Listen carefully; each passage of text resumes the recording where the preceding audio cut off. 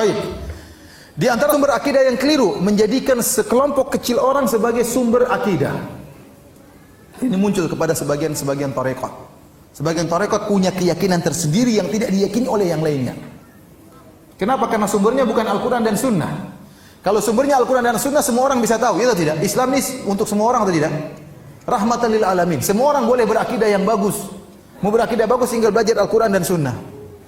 Tapi ini ada sebagian tarekat, ini cuma kita yang berakidah seperti ini, yang lain enggak boleh tahu. Ya ini enggak benar seperti ini. Emang Rasul diutus untuk ente aja? Enggak. Kan untuk seluruh umat manusia. Sebagian mereka lebih ringan ada wirid khusus, tarekat yang lain tidak tahu. Kelompok yang lain enggak tahu. Umat Islam di alam semesta ini enggak tahu kecuali tarekat mereka, wirid khusus. Ini enggak benar. Saya pernah ketemu dengan guru saya, ibu guru SMA, hajian sama suaminya, kemudian dia tanya sama saya, "Ustaz, saya diajarin wirid oleh seorang kiai. Kata kiai tersebut, yang boleh tahu cuma kamu, tidak boleh kasih tahu sama orang lain. Suami pun tidak boleh tahu." Saya bilang itu bahaya, wirid sesat seperti itu. Masa suami juga tidak boleh tahu? Tidak benar seperti itu. Islamnya rahmatan lil alamin.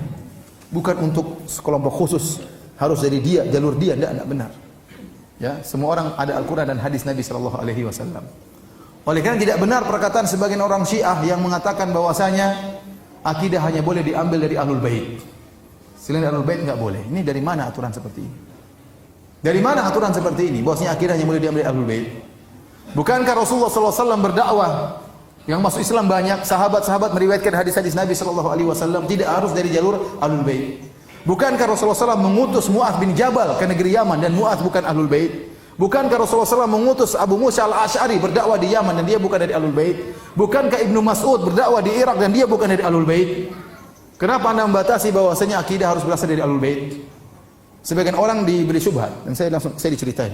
Orang Syiah mengatakan, "Ya akhi, kalau Anda di keluarga, bukankah yang paling tahu tentang akidah Anda adalah keluarga Anda?" Benar. Berarti kan yang paling tahu tentang akidah Nabi Muhammad sallallahu alaihi wasallam adalah putrinya, ya, Fatimah radhiyallahu anha dan cucu-cucunya. Logika ini seakan-akan benar. Bantahnya gampang.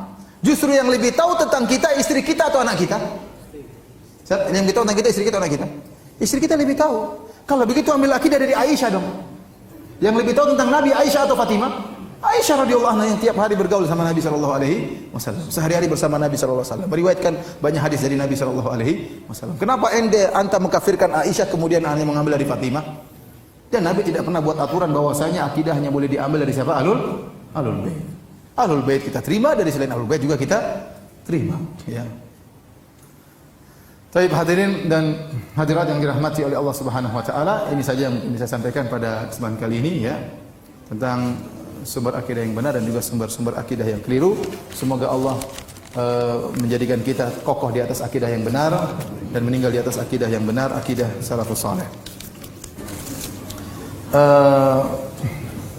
Semoga pertemuan kita ini bermanfaat dan sebagaimana Allah kumpulkan kita di masjid yang mulia ini, semoga Allah kumpulkan kita di surganya kelak. Amin rabbal alamin. Kurang lebihnya saya mohon maaf. Subhanakallah bihamdik asyhadu an la ilaha illa anta astaghfiruka wa atubu ilaik. Assalamualaikum warahmatullahi wabarakatuh.